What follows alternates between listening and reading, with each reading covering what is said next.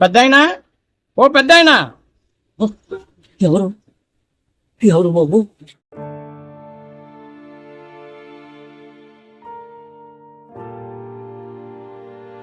తీసుకోండి పెద్దాయనా.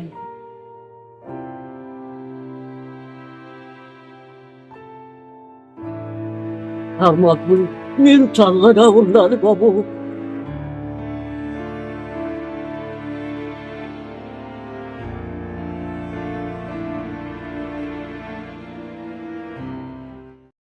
సుభాష్ గారు, మిమ్మల్ని చాలా రోజులుగా గమనిస్తున్నాను. మీరు మంచి ఉద్యోగం చేస్తూ బాగా సెటిల్ అయ్యారు. మీరు పెళ్లి చేసుకోకుండా ఇప్పటికీ బ్యాచిలర్ గా ఉండిపోయారు. నేను ఒక అనాథను. అనాథాశ్రమంలో పుట్టి పెరిగాను. నాలాంటి వాళ్ళందరికీ సహాయం చేయాలని సంకల్పించాను. ప్రతి ఒక్కరికి సహాయం చేయడమే నా లక్ష్యం. ఆ విషయం నాకు తెలుసు కదా. మీరు ఎన్నో సేవా కార్యక్రమాలు చేస్తున్నారు. నేడు మీలాంటి వాళ్ళు చాలా అరుదుగా ఉంటారు. నేను చేసే ప్రతి పనిని నా బాధ్యతగా భావిస్తున్నాను.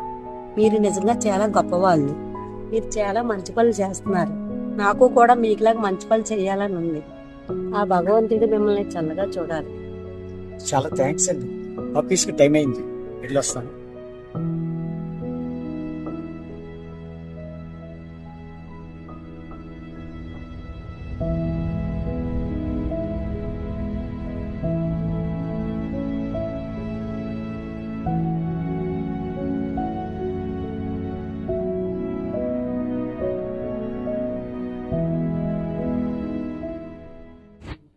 పెద్దాయనా, పెద్దాయనా. బాబు గారు మీరా? తీసుకోండి పెద్దాయనా. పుణ్యాత్ముడు బాబు, మీరు చల్లగా ఉండాలి. ఇందులో చేసేది ఏం లేదు, ఇది ఒక చిన్న సాయమే. మీరు మహానుభావుడు. మీరు వచ్చేటప్పుడు ఏదో ఒకటి తీసుకొస్తూనే ఉంటారు. అది నా బాధ్యత. మీలో నా తండ్రిని చూసుకుంటున్నాను. మీరు ఎల్లకాలం చల్లగా ఉండాలి బాబు. వస్తానయ్యా.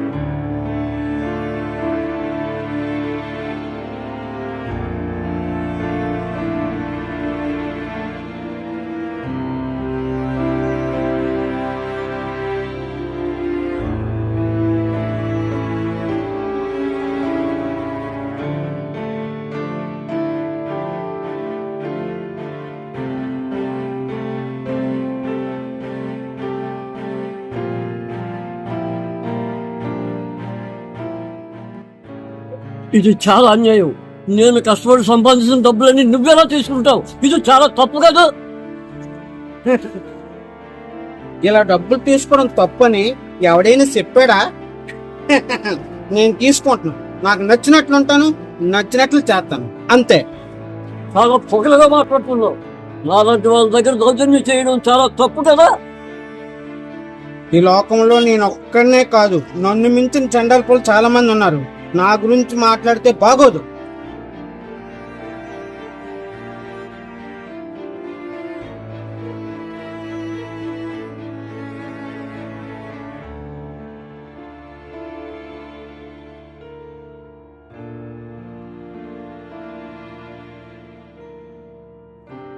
చేసింది తప్పు, పైగా మళ్ళీ నన్నే తిడుతున్నావు. నాతో గొడవ పడుతున్నావు. నీకు మంచి సంగతి తెలియదా? నాకు నచ్చింది చేయడం దౌర్జన్యం అంటే ఎలా? అసలు నాకు నిధులు చెప్పండి, నువ్వెవరు? పెట్టాలంటే భయభక్తులు లేవు, అందుకే నాలాంటి వాడిని ఇలా పీడిస్తున్నావు. ఆ దేవుడు అనేవాడు ఉంటే ఖచ్చితంగా నీకు తగిన శాస్తి చేస్తాడు.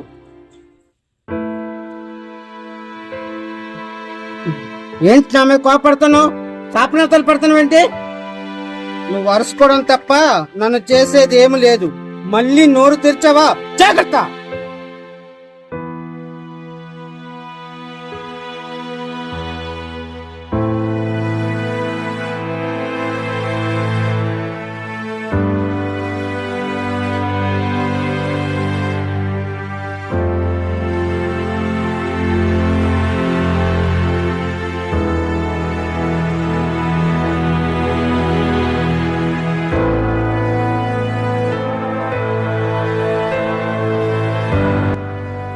ఏంటి నువ్వు చేస్తున్న పని?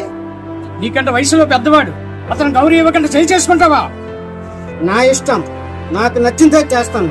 ఆ ముసలోని కొడతాను, తిడతాను. అయితే ఏంటి? పిచ్చివాగుడు కట్టిపెట్టు. తాగిన మైకుల్లో పిచ్చి పనులు చేస్తున్నావు. లేకుంటేనా ఈ పాటికి నీకు దెబ్బడ పళ్ళు రాలేవి. బాబు గారు, ఆ తాగుబోతోని వదిలేయండి. ఆడి పాప నాడే పోతాను. ఎరా ముసలోడా, నన్ను కొట్టించడానికి ఒకరిని తీసుకొచ్చావా?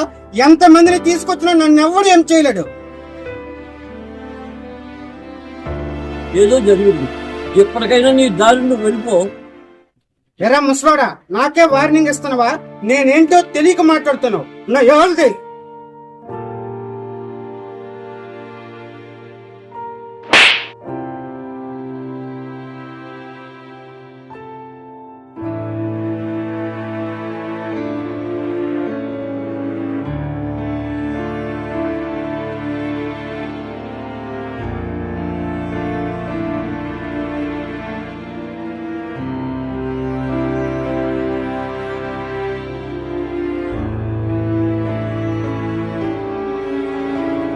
నువ్వు తాగేస్తున్నావని ఇప్పటి వరకు సహనంగా ఉన్నాను. ఆ పెద్ద అయిన ద్వారా డబ్బులు తీసుకోవడమే కాకుండా అతనిపై చేయి చేసుకుంటావా? నీలాంటి వాడిని చంపినా పాపం లేదు. బాబు గారు, ఇక ఆయన వదిలేయండి. మనం ఎన్ని చెప్పినా ఆయన వినే పరిస్థితిలో లేడు. వీడిని ఎలా వదిలేయకూడదు. వాడిని 4 గట్టిగా తగిలిస్తే వాడికే బుద్ధి వస్తుంది. ఏరా ముసలోడా, నన్నే దగ్గరుండి కొట్టిస్తావా? నేనేంటో చూపిస్తా. మళ్ళీ కనిపించకుండా పోతావా? అప్పుడు చెప్తాను నీ పని. నీకు ఇంకా బుద్ధి రాలేదు. ఇంకో 2 తగిలించాలా? మీరు ఉన్నారు కాబట్టి ఆ ముసలోడు బతికిపోయాడు. లేకపోతే ఆ ముసలోడు పని అయిపోయింది. తరువాత కనిపించకపోతే రేట చూస్తా వాటి సంగతి.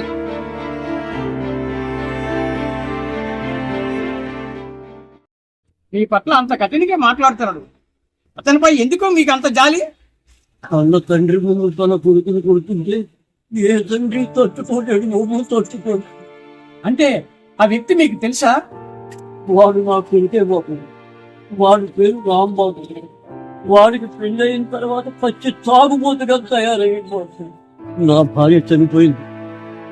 నా కొడుకు కోడలు నన్ను చూడలేక ఇలా రోడ్డు మీద వదిలేసి వెళ్ళిపోయారు.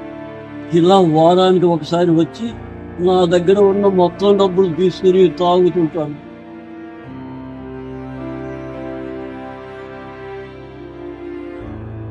ఇది ప్రతిసారి జరిగేది. కన్న కొడుకు కదా అని ఏమీ చేయలేని పరిస్థితిలో నాకు ఆ దేవుడే ఉన్నాడు. అతని మీదే భారం వేస్తాను. ఇక నా జీవితం అంతే. ఈ కథ వింటుంటే నాకే చాలా బాధగా ఉంది. కన్నపిల్లలు తల్లిదండ్రులు బాగా చూసుకుంటే ప్రపంచంలో అనాథాశ్రమాలు వృద్ధాశ్రమాలు అనేవి ఉండవు. ఈ రోజు నేను ఒక నిర్ణయం తీసుకున్నాను. మిమ్మల్ని మా ఇంటికి తీసుకెళ్తున్నాను. ఇకపై మీరు నాతో కలిసి ఉండాలి. ఏం మాట్లాడుకుంటా మీరు నాతో రండి. మీరు తొందరపడి నిర్ణయం తీసుకున్నారు. బాగా ఆలోచించండి. నేను ఏదో ఎలాగో బతికేస్తాను. మీలో నాకు ఒక తండ్రి కనిపిస్తున్నారు. నాకు కూడా ఎవరు లేరు. నేను ఒక అనాథను. ఈ రోజు నుండి మీరు నాతోటే ఉంటున్నారు, ఉండాలి కూడా. బాబు గారు, మరొక్కసారి ఆలోచించండి. ఇందులో మీరు ఆలోచించడానికి ఏమీ లేదు. మీరు నాతో వస్తున్నారు అంతే.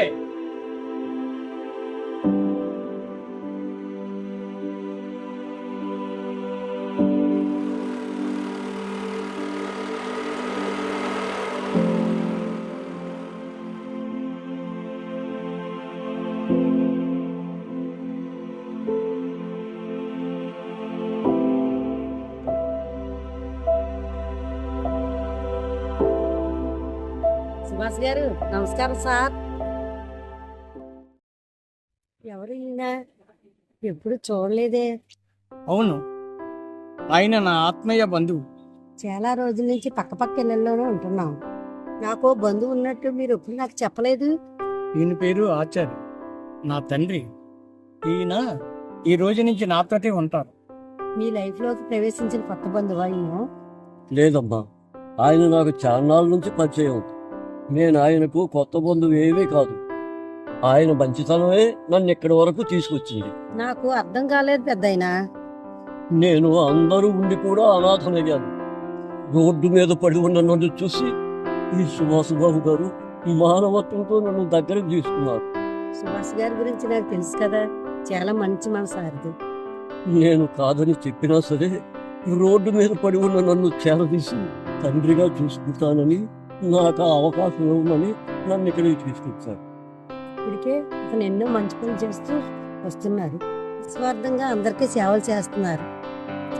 తనకంటే ఇతరుల కోసం ఎక్కువ ఆలోచిస్తున్నారు. ఇలాంటి వాళ్ళు ఈ రోజుల్లో ఎవరు లేరు. సుభాష్ గారు మిమ్మల్ని చూస్తుంటే చాలా గర్వంగా ఉంది. నేను ప్రతి పని మానవతా దృక్పథంతో చేస్తున్నాను. ఇందులో నేను ఏది ఆశించింది లేదు. ఇతరులకు మంచి చేయడమే నా లక్ష్యం. సేవే నా ఊపిరి. నేను బ్రతుకున్నంతకాలం మంచి పనులు చేస్తూనే ఉంటాను. నిజంగా మీరు చాలా గ్రేట్ సార్. సరే, ఇక మేము వెళ్ళి వస్తాం.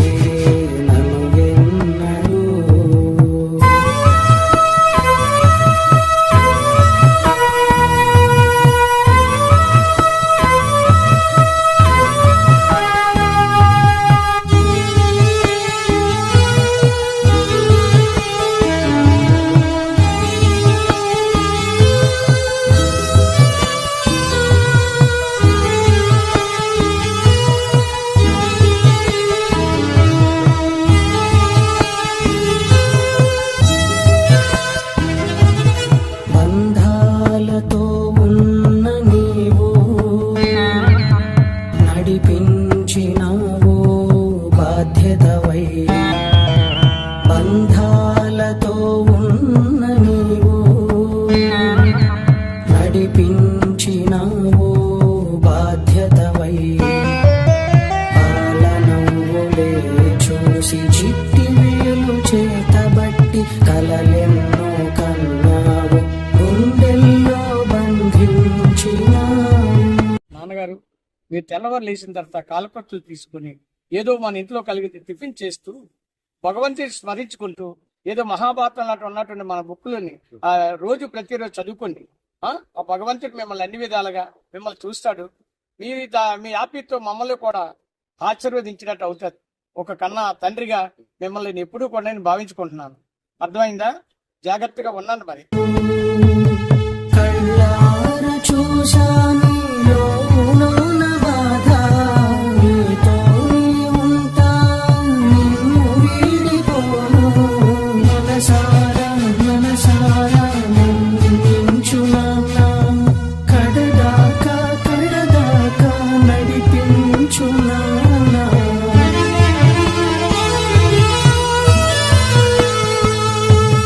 రుణపడిపోయా నాన్న నీ ప్రేమకి, బంధించలేదే నన్ను ఎన్నడూ. రుణపడిపోయా నాన్న నీ ప్రేమకి, బంధించలేదే నన్ను ఎన్నడూ.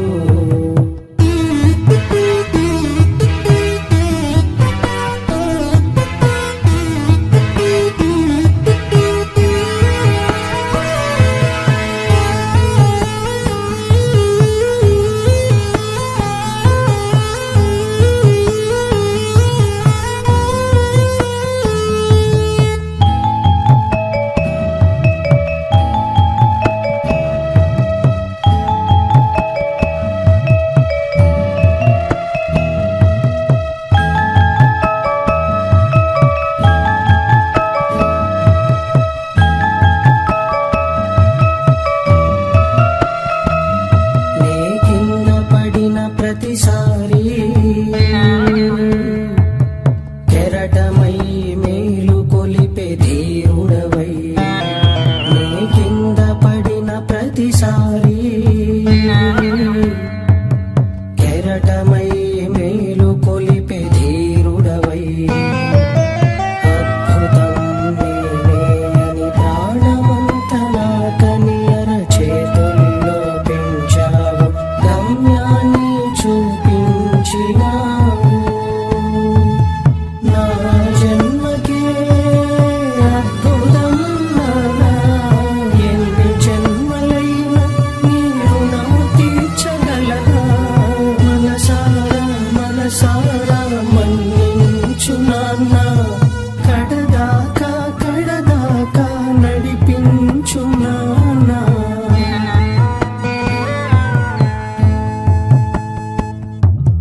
రుణపడిపోయా నాన్న నీ ప్రేమకి, బంధించలేదే నన్ను ఎన్నడూ.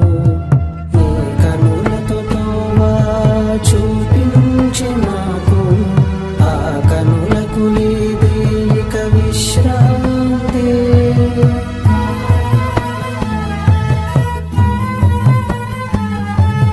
రుణపడిపోయా నాన్న నీ ప్రేమకి, బంధించలేదే నన్ను ఎన్నడూ.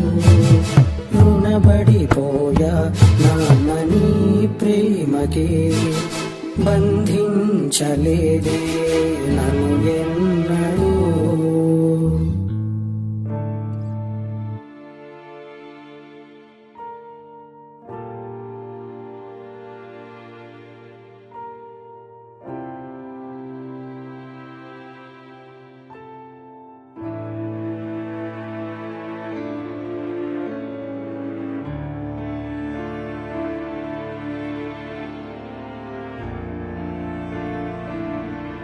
ప్రపంచంలో మీరొక్కరే గొప్పలనుకుంటున్నారా? ఓ, మా తండ్రి గారిని తీసుకెళ్లి బాగా ప్రేమ ఎలబెడుతున్నారు. నీలాంటి కొడుకులుంటే తల్లిదండ్రులకు అదే పరిస్థితి వస్తుంది. ఇప్పుడేంటి, నేను చాలా చెడ్డోడిని, మా బాబు చాలా మంచోడనా? అంతే మరి. నువ్వు చేసింది ఏంటయ్యా? అంటే నేనెందుకు పనికిరాని వెదవనని, పైపొచ్చు తాగుబోతునని కదా మీ ఉద్దేశం? ఆ మాట నేను చెప్పవసరం లేదు. ఊరంతా కోడే కూస్తుంది. ఎవడి జీవితం ఆడిది. నన్ను అనే రైట్స్ ఎవ్వడికి లేదు. అయితే ఏంటి? ఆ పొగరబోతి మాటలకి ఏం తక్కువ లేదు నీకు. అది మీరే చెప్పాలి మరి. నువ్వు చేసిన పనికి ఎవరైనా ఏమైనా అంటారు. ఏంటి, మా బాబుని రోడ్డు మీద వదిలేసానని తిప్పి పొడుస్తున్నారా? అది నా ఇష్టం. ఏ తల్లిదండ్రులకు నీలాంటి కోరిక ఉండకూడదు. అబ్బోయ్, తిరిగి నాకే కౌంటర్లు వేస్తున్నారా? ఇవన్నీ కాదు గాని నన్ను ఎందుకు అడ్డగించావు చెప్పు. పెద్ద హీరోలాగా నన్ను కొట్టి మా బాబుని తీసుకెళ్ళావు కదా, అందుకే. అతను తండ్రిని పిలిచే అర్హత నీకు లేదు. తండ్రిని భావించి మీ ఇంటికి తీసుకెళ్ళావు కదా, ఏదైనా మాట్లాడతావు. అయితే ఇప్పుడు ఏంటి నీ బాధ? వారానికి ఎంతో కొంత ముసలోని కొట్టు లాక్కుండోడిని ఇప్పుడు అది లేకుండా చేస్తావు. ఎందుకు? మందుకా? చెప్పడానికి సిగ్గులేదు. సిగ్గా? అది చిన్నప్పుడే వదిలేశాను. నీలాంటోడే నాకు చెప్పాలి మరి. అయితే ఇప్పుడు ఏమంటారు మరి? ఇప్పుడు అతను మా నాన్న. అతన్ని కన్న తండ్రిగా చూసుకుంటున్నాను. ముందు తాగిడి మానేసి భార్య పిల్లలు జాగ్రత్తగా చూసుకో. తర్వాత తండ్రి గురించి మాట్లాడు. నీలో మార్పు వస్తే నీ తండ్రి నీ దగ్గర రావచ్చేమో కదా. ముందు నీ వ్యసనాల నుంచి బయటపడు. తర్వాత మీ నాన్న గురించి ఆలోచిద్దు గాని.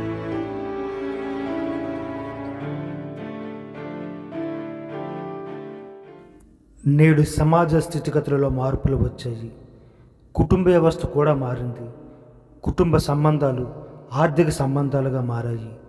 ఏదైనా నా వరకే అన్నట్టు మనిషి స్వార్థంగా ప్రవర్తిస్తున్నాడు. ఇటువంటి పరిస్థితులలో వృద్ధాప్యంలో ఉన్న తల్లిదండ్రుల పరిస్థితి మరీ దారుణంగా మారింది. వృద్ధులైన తల్లిదండ్రులను భారంగా భావించి వారిని అనాథాశ్రమంలో చేర్పించడం లేదా రోడ్లపై వదిలేయడం నేడు సరా మామూలయ్యింది. అదే పరిస్థితి ఈ కథలో కూడా కనిపించింది. తల్లిదండ్రులు మన భవిష్యత్తుకు పునాది వేసిన వాళ్ళు అనే విషయం మర్చిపోయి వారి పట్ల కర్కశంగా ప్రవర్తిస్తున్నారు. తల్లిదండ్రులకు ఇటువంటి పరిస్థితులు ఎప్పటికీ రాకూడదని కోరుకుంటున్నాము.